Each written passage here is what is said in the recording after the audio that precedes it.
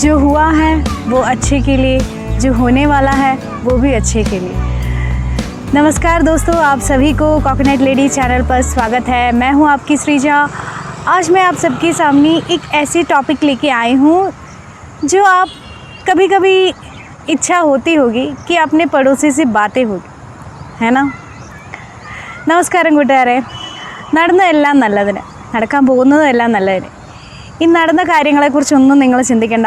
ഇന്നൊരു ദിവസം നിങ്ങൾ തീരുമാനിച്ചു ഹിന്ദി ഞാൻ ഇന്ന് മുതൽ പഠിക്കാൻ തുടങ്ങും എന്നുള്ളത്.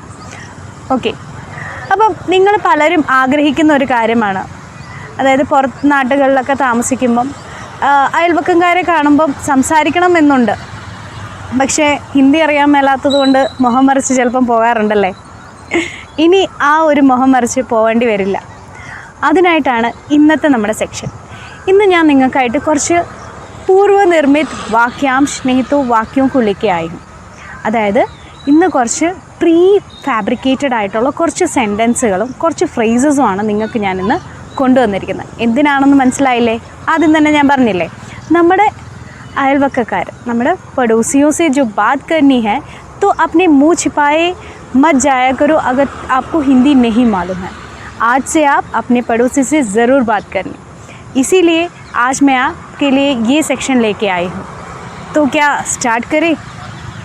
ज़रूर. तो शुरू करते हैं.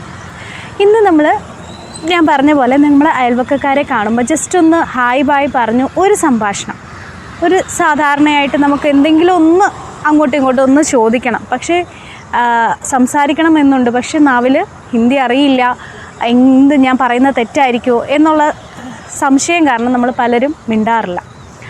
അതുകൊണ്ട് ഇന്ന് നിങ്ങൾക്കായിട്ട് ഞാൻ നമ്മുടെ അയൽവക്കക്കാർ പड़ोसियों से बात करने के लिए ऐसे कुछ वाक्यांशों को लेके आई हूँ.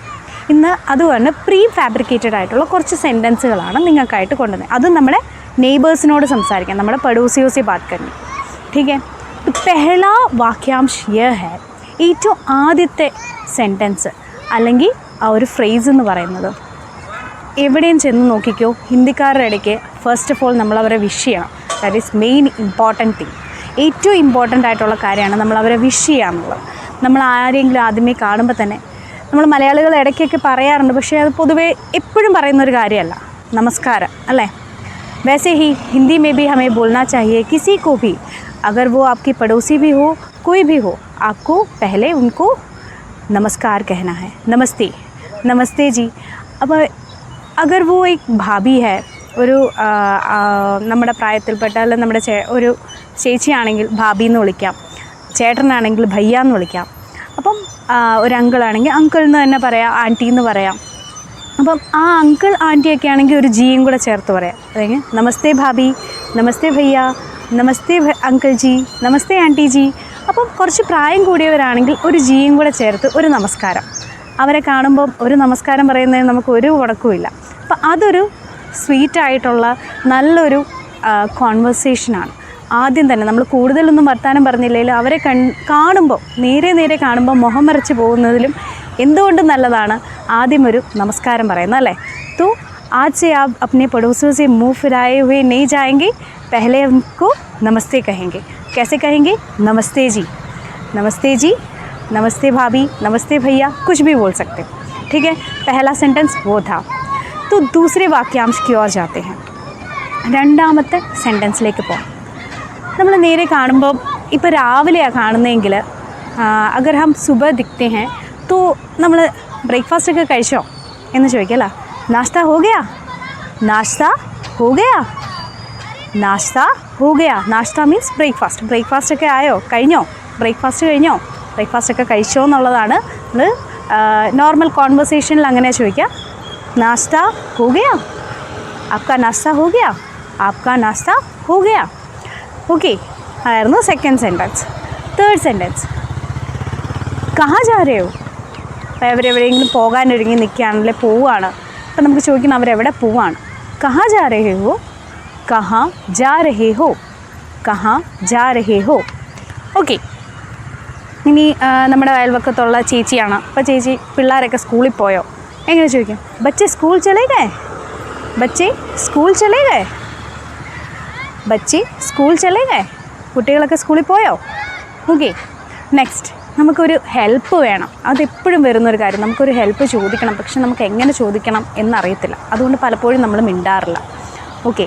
അപ്പോൾ അതിനായിട്ട് നമുക്ക് ചോദിക്കാൻ പറ്റിയൊരു കാര്യമാണ് कैसे पूछेंगे, भाभी एक मदद करोगे, भाभी मुझे एक मदद चाहिए, भाभी मुझे एक मदद चाहिए. അത് ആരാണോ നിങ്ങളുടെ മുമ്പിൽ, ഭാബി ആവാം, ഭയ്യ ആവാം, അങ്കിൾ ജി ആവാം, ആൻറ്റി ജി ആവാം, ആരാണോ അവരെ വിളിച്ചുകൊണ്ട് മുझे एक मदद चाहिए, എനിക്കൊരു ഹെൽപ്പ് വേണം എന്ന് പറയാം. മുझे एक मदद चाहिए, എനിക്കൊരു ഹെൽപ്പ് വേണം. ഓക്കെ. ഇനി അവർ നിങ്ങൾക്ക് ഹെൽപ്പ് ചെയ്തു, നിങ്ങൾ എന്ത് ചെയ്യും? അവർക്ക് നന്ദി പറയണം അല്ലേ? എങ്ങനെ നന്ദി പറയും? ബഹുത് ബഹുത് ശുക്രിയ, ബഹുത് ബഹുത് ശുക്രിയ, ഒരുപാട് ഒരുപാട് നന്ദിയുണ്ട്. അല്ലെങ്കിൽ നമുക്ക് വേറെ ശുക്രിയയ്ക്ക് പകരം നമുക്ക് വേറെ ഒരു ഫ്രേസ് യൂസ് ചെയ്യാം. എന്താ? ബഹുത് ബഹുത് ധന്യവാദ്, ബഹുത് ധന്യവാദ്, ബഹുത് ധന്യവാദ് അങ്കിൾ ജി, ബഹുത് ധന്യവാദ് ഭാബി ജി എന്ന് നമുക്ക് പറയാം. ഓക്കെ. ഇപ്പം നമ്മൾ കുറച്ച് സെൻറ്റൻസ് ഇനി നമ്മൾ ജസ്റ്റ് ഇനി എന്നാൽ പിന്നെ കാണാവേ, നമുക്ക് വൈകുന്നേരം കാണാവേ എങ്ങനെ പറയും? ആശം ഫിർ മിലേങ്കെ എന്ന് പറയാം, വേണമെങ്കിൽ പിന്നെ കാണാം എന്ന് പറയാം. അല്ലെങ്കിലോ ഷാം കോ മിൽത്തെ ഹേ, വൈകുന്നേരം കാണാം. ഷാം കോ മിൽത്തെ ഹേ, ഷാം കോ മിൽത്തെ ഹേ. അങ്ങനെ കുറച്ചേറെ സെൻറ്റൻസുകൾ അല്ലേ. ഇനി നിങ്ങൾ ആരെങ്കിലും നിങ്ങളുടെ അയൽവക്കത്തുള്ളവരെ കണ്ടാൽ മുഖം തിരിച്ചു പോകരുത്. അത്യാവശ്യം നിങ്ങൾക്ക് ചോദിക്കേണ്ട കാര്യങ്ങൾ ഞാനിന്ന് പറഞ്ഞു തന്നു അല്ലേ. ഇനി ഒരിക്കലും നിങ്ങളുടെ തൊട്ട അയൽവക്കം താമസിക്കുന്നവർ ഹിന്ദിക്കാരാണെന്ന് വിചാരിച്ചിട്ട് മുഖം തിരിച്ചൊരിക്കലും പോകാൻ ശ്രമിക്കരുത്. ഈ പറഞ്ഞ പോലെ കൊച്ചു കൊച്ചു കാര്യങ്ങളും വിശേഷങ്ങളും ചോദിക്കാവുന്നതാണ്. तो आज का सेक्शन आपको कैसे लगा? ഇന്നത്തെ സെക്ഷൻ എങ്ങനെ ഉണ്ടായിരുന്നു? ഇനി ഇതുപോലത്തെ തന്നെ നിങ്ങൾക്ക് ഇതുപോലത്തെ ഈ യൂസ്ഫുൾ ആയിട്ടുള്ള കുറച്ച് കോൺവെർസേഷൻസിൽ വരുന്ന प्री फैब्रिकेटेड आइटम पूर्व निर्मित कुछ वाक्यांशों और वाक्यों को लेकर मैं अगले सेक्शन में भी आऊँगी आपके लिए. तब तक के लिए बेखबरी से इंतज़ार करिएगा. मैं आपके लिए आऊँगी ज़रूर.